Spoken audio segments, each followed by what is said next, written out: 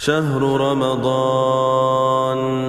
رمضان الذي أنزل فيه القرآن هدى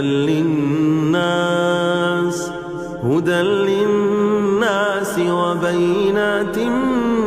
من الهدى والفرقان فمن شهد منكم الشهر فليصمه ومن كان مريضا أو على سفر فعدة من أيام أخر